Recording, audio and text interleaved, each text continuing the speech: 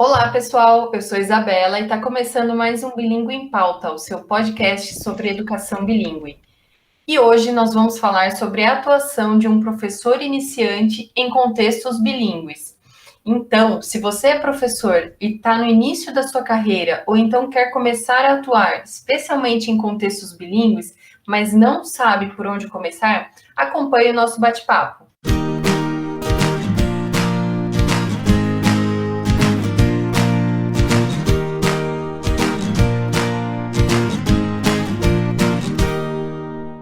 Bom, são muitas, né, as dificuldades encontradas no início da carreira de um professor. Que formações esse professor deve ter? Como ele será acolhido pela escola?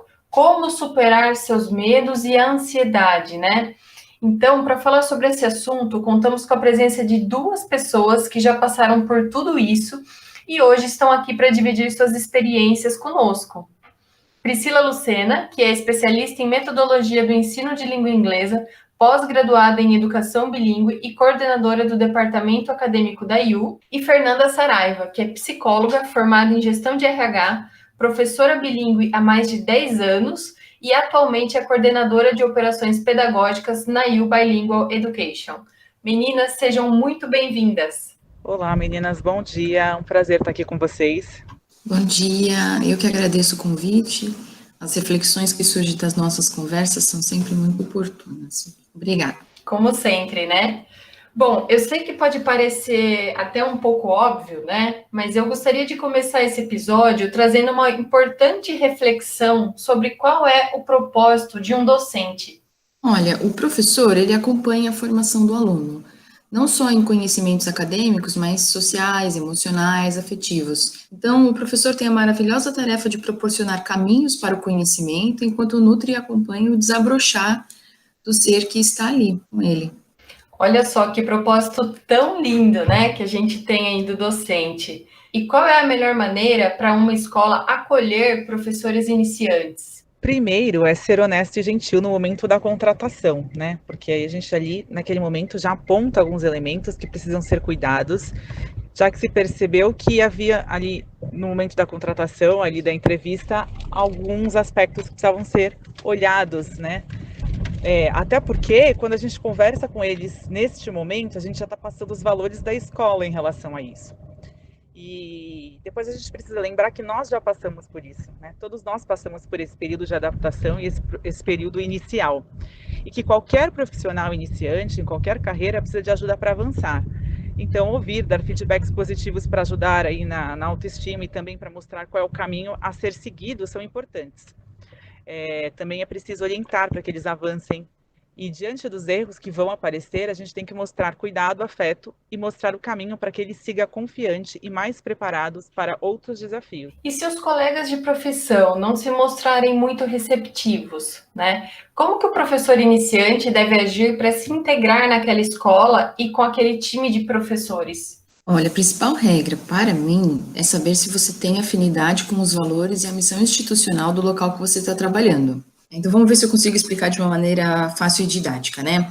Se eu sou uma instituição cujos valores são, por exemplo, honestidade, caráter e autonomia, e eu contrato pessoas, né, os profissionais que eu contrato de acordo com os meus valores, eu terei um time que costuma se dar bem, porque existe a afinidade entre os profissionais que eu estou contratando nesses valores que me norteiam no que eu faço e, então, selecionam naturalmente quem que fica no quadro de funcionários ou não.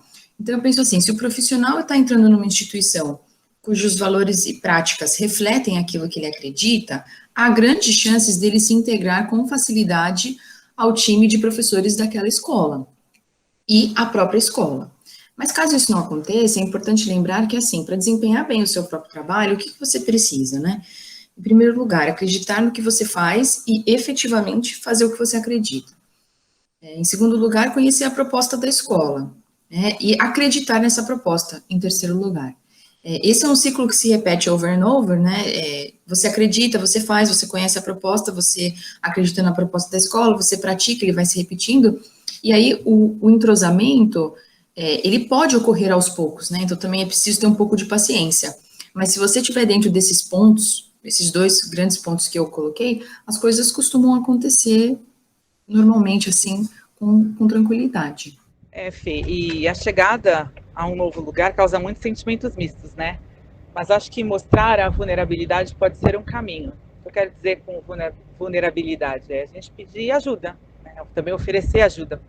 Quando a gente se abre nesse sentido, as pessoas costumam se tornar mais acessíveis, até porque a gente mostra um interesse legítimo em fazer nosso melhor pelo bem comum que são os alunos ali, né?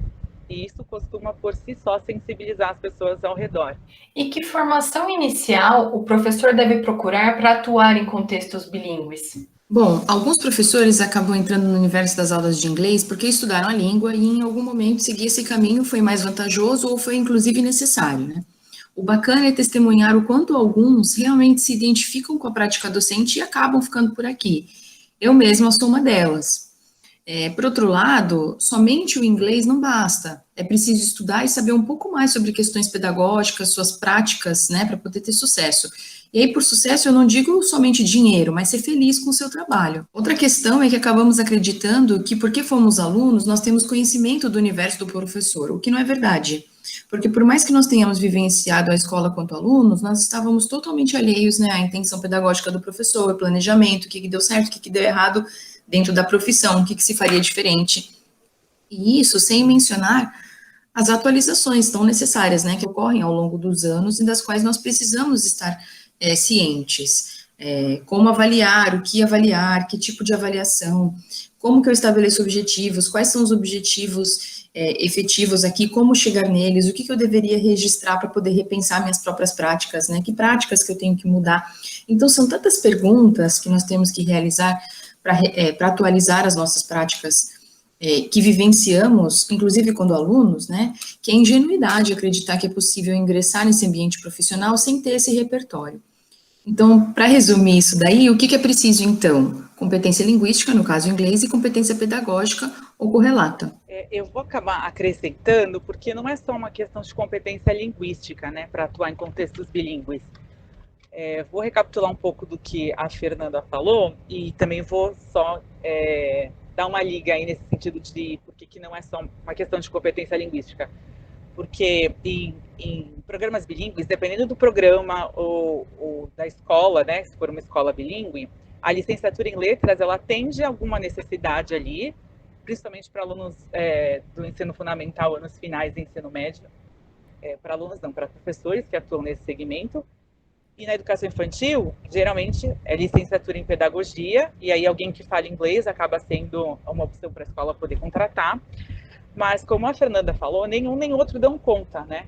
Então, quando há um programa bilíngue, escola bilíngue, a gente precisa entender das especificidades do bilinguismo. E aí, por isso que tem uma gama enorme de programas de especialização sendo ofertado, porque a gente precisa atender às necessidades específicas do segmento relacionado ao bilinguismo, que é diferente de lecionar só o inglês. Ele demanda outros saberes específicos aí da área. E quais são as maiores dificuldades que os professores, sejam eles bilíngues ou não, enfrentam no início da sua carreira? Bem, Isa, a maior parte acaba tendo dificuldades relacionadas à gestão de sala de aula, resolução de conflitos. Aí depois tem como trabalhar com grupos heterogêneos, atendimento às famílias, eles também se sentem muito inseguros em relação a isso, sabe? Outra questão que não aparece em termos, às vezes, deles pedirem ajuda e procurarem uma formação específica, mas é um ponto, é a organização pessoal, né? Como é que eu dou conta de tudo sem deixar a esfera da vida privada de lado, né? E aí também tem como avaliar grupos grandes. Nossa, a lista é enorme, Isa. Com certeza, Pri. E meninas, vocês têm dicas para manter esse professor motivado ao longo da sua carreira? Então, motivação foi um tema que mudou bastante ao longo dos anos, né? Eu lembro de uma época onde se falava muito que as empresas precisam motivar seus funcionários e que havia uma grande tendência aí a colocar essa expectativa no corporativo, né? Depois entendeu-se que motivação é algo pessoal, subjetivo, intransferível, e o que motiva um funcionário não motiva outro, e ainda mais, né? O que motiva agora pode não motivar amanhã. Isso é importante saber porque mesmo uma pessoa que ama o que faz, que é o que eu acredito ser o ingrediente fundamental aí para sua pergunta, pode ter momentos ou épocas de desmotivação, né? E isso pode acontecer por diversos fatores, às vezes até alheios às questões profissionais, apesar de impactarem nela. Então, o que podemos falar, e que as pessoas cada vez têm se falado mais, é até muito bom, é que é preciso haver uma relação muito profunda com o que se faz, né? E isso é fundamental para uma vida feliz e aí motivada, como você falou, né? Sua pergunta. Muitas pessoas hoje dão um depoimento de como mudaram de carreira depois de 20, 30 anos fazendo algo que estudaram para fazer, ou enfim, né, que tiveram que seguir, e como isso mudou positivamente suas vidas e as encheu de sentido e de satisfação. O ensino, como outras profissões, é um chamado. Tudo bem se você estudou letras ou pedagogia e na prática percebeu que isso te fazia pouco feliz, né? Tantas pessoas passam por isso, de estudar para um determinado saber e acabar se sentindo mais feliz fazendo uma outra coisa. Então, o importante é você buscar algo que te motiva. E, às vezes, esse algo, eu estou falando aqui que é para mudar de área, mas não necessariamente também, né? Às vezes, esse algo que te motiva até é na sua área, mas fazendo algo um pouco diferente do que você está fazendo agora, ou mais específico, ou mais abrangente, ou numa outra frente de trabalho, né?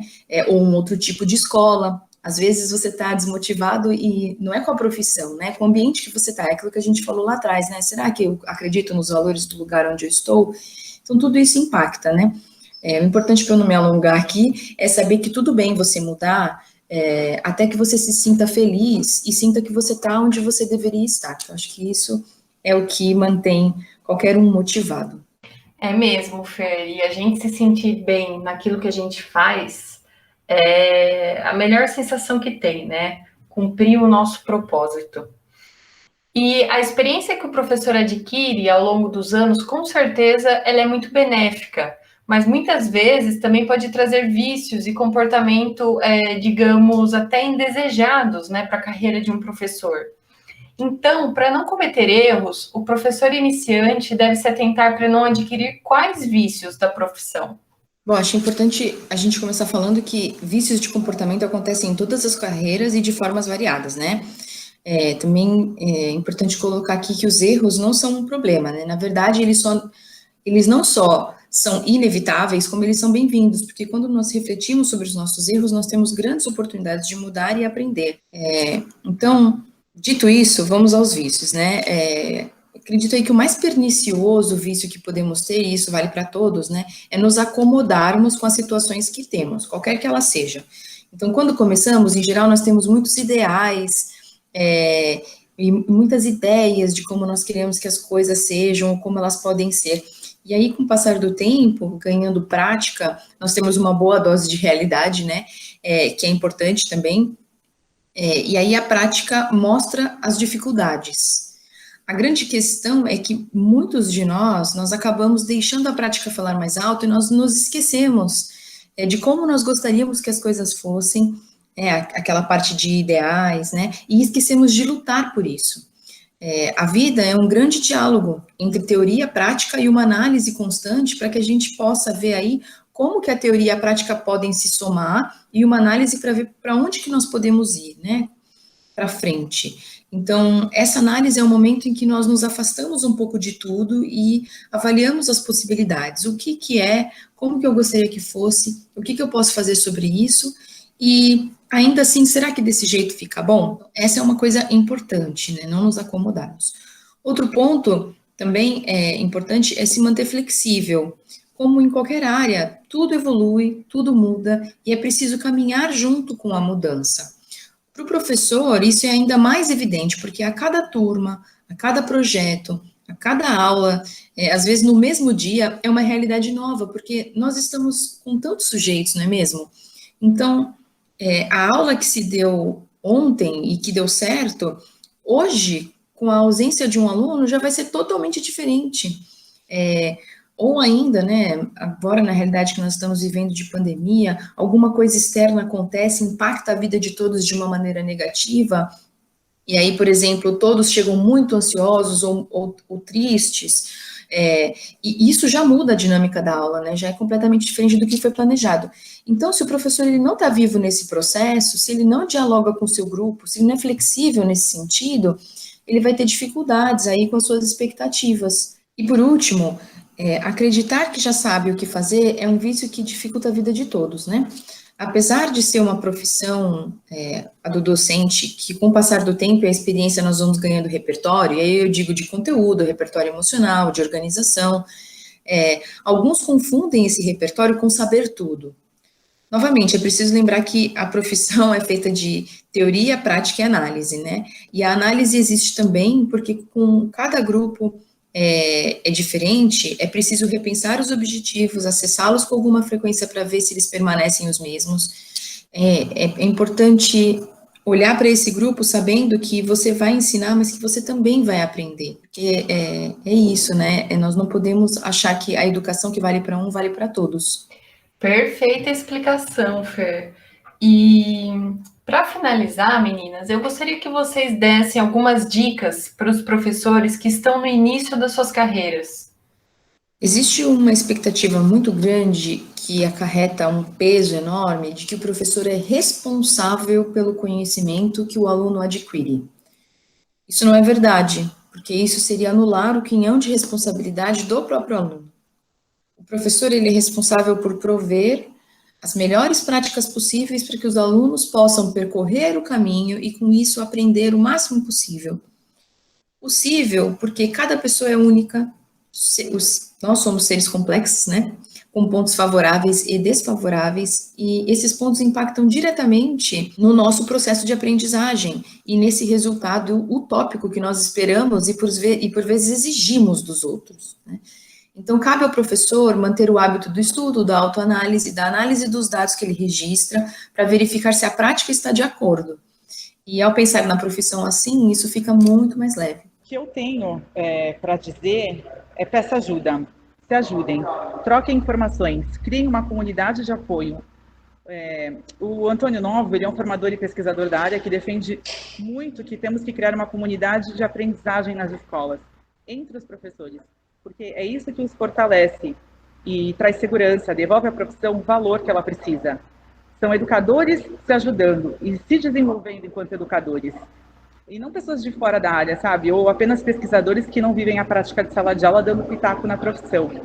Então, além teoria e prática, porque isso é que vai ajudá-los a se fortalecer enquanto equipe na escola também.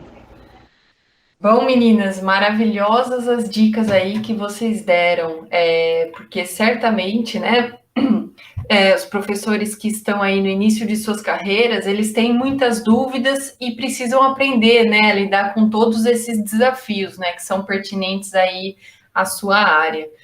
E, bom, meninas, eu agradeço muito pela participação de vocês e obrigada por terem aceitado o convite. Obrigada, meninas, foi uma ótima conversa.